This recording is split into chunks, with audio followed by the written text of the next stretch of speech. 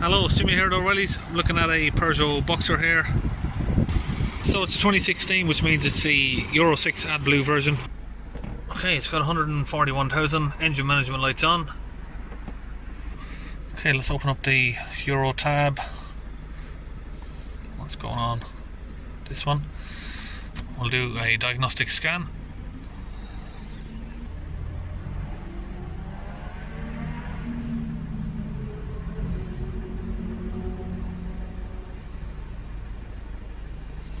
Okay, we're in. So it's a Boxer 3 Euro 6. Go straight to the ECM.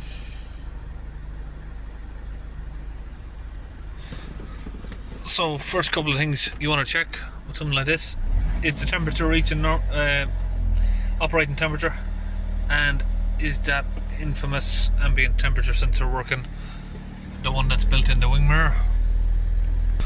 Okay, let's read the fault codes. We have P2463, P24A4.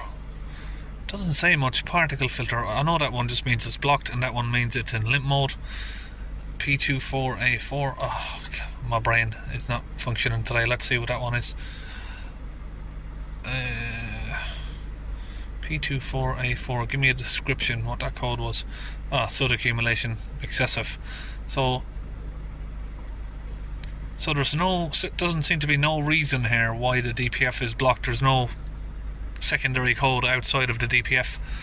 Normally you'd always see another code here somewhere saying, you know, another reason, like you've got a boost leak or something like that. But we don't seem to have nothing there. So why is the reason we are or have got a blocked DPF? Particle filter regeneration not authorized. Amount of additive in the tank is what? I don't even know what that means. 57.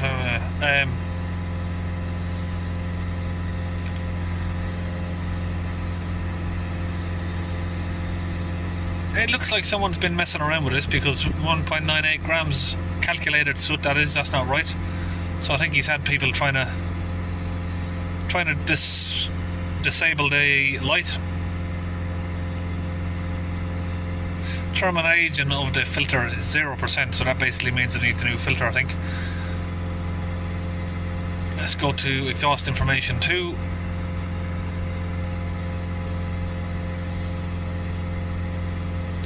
158 millibars. That's at sort of 2500 RPM. Where is it at idle? 40 millibars. So it definitely needs a DPF clean.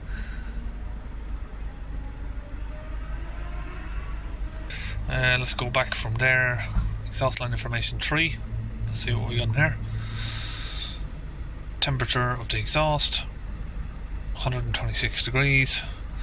Let's have a look for the coolant, make sure that's reaching temperature. Exhaust line information 1. Where are we? Cooling. Let's just select all of them for now. Air conditioning pressure. So I take it these aircon's not working.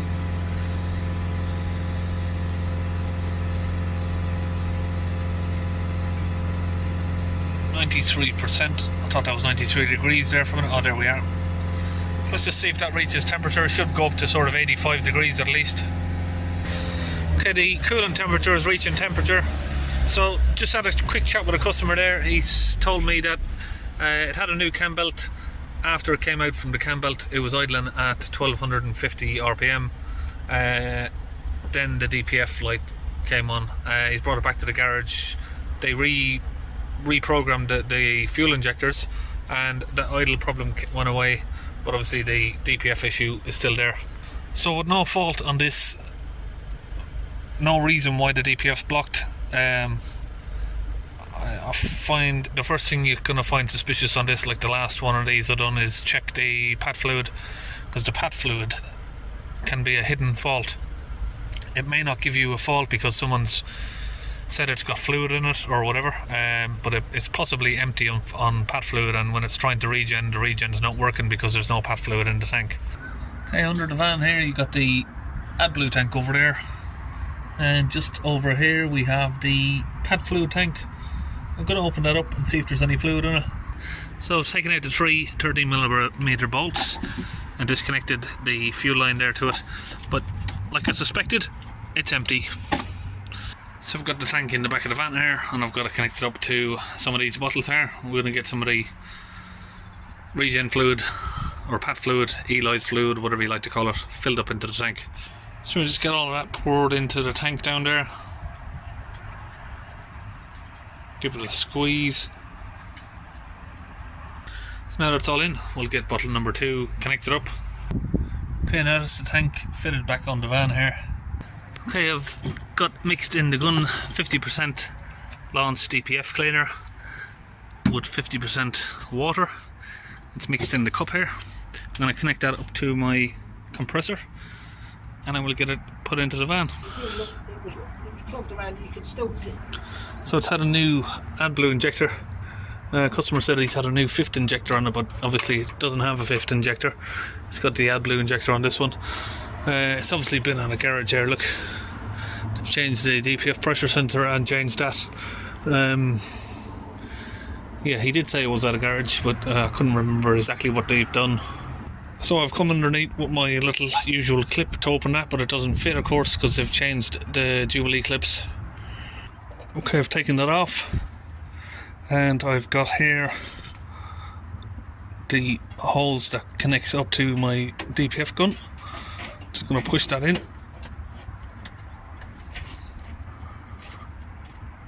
And squeeze the trigger. Get that sprayed in.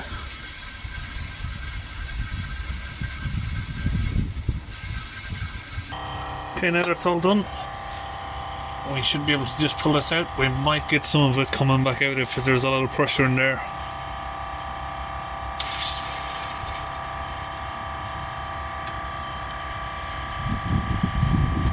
Just a little bit.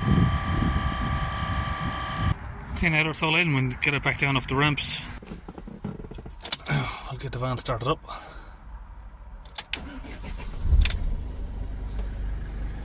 I'm going to go back to the data stream.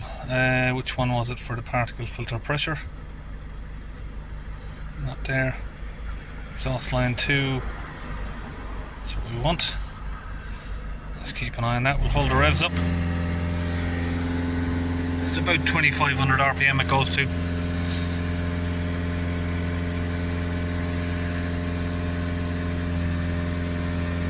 So just keep an eye on the pressure. See, we need to get that down under 100 and under 10 at idle. Okay, so we're down to sort of 75, 70. It's coming down quick now. So we're already in a good area now.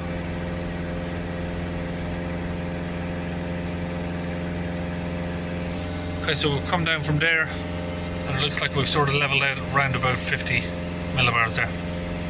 Let it idle down. We are currently idling at 11 millibars. Got the engine switched off, make sure that it's at 0. We're going to go back from data stream. Oops, a little bit too far back. We need to now reset the particle filter values in the special function option. We need to go to spare part, work on the emissions, particle filter replacement. Sorry, the screen keeps going off. I don't know how to stop that from doing that. Okay, so start the engine. It's asking me to do that. I'll leave it run for a minute just while it does its adaptions. So we're almost done there. Okay, we've switched the engine off. Okay, that's successful. Now we're going to exit that. Well, another spare part, what I want to do is go back here again. I need to tell it it's had a new pat fluid tank basically to get it to prime up, or if we can just tell that to prime up. Replacement of the additive reservoir or pump, we're going to do that.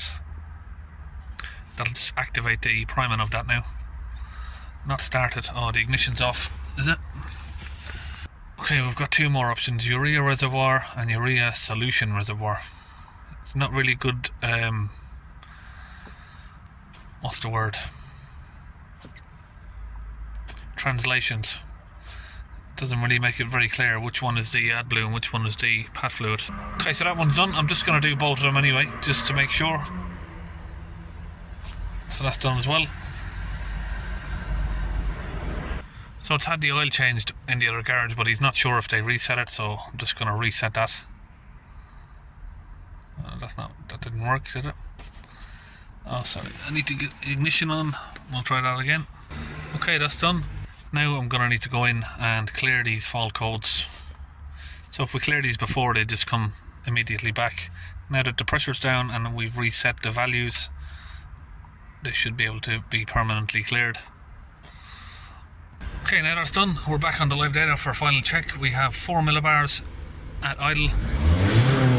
Now the vehicle revs all the way up. So before we'd only go to sort of 2500 RPM. Let's just hold it sort of around there where it was so we can compare it. We have sort of 40 millibars, 3000 RPM.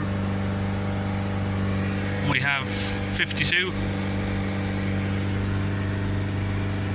55. So we'll let that idle back down again. Exit there. Just recheck the codes, make sure that they're all cleared still.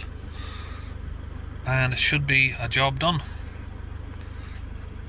So we'll finish up. Okay, so that's it, it's all done. Peugeot Boxer, Eli's fluid, pat fluid or whatever you call it, and a DPF clean, all done. See you in the next video.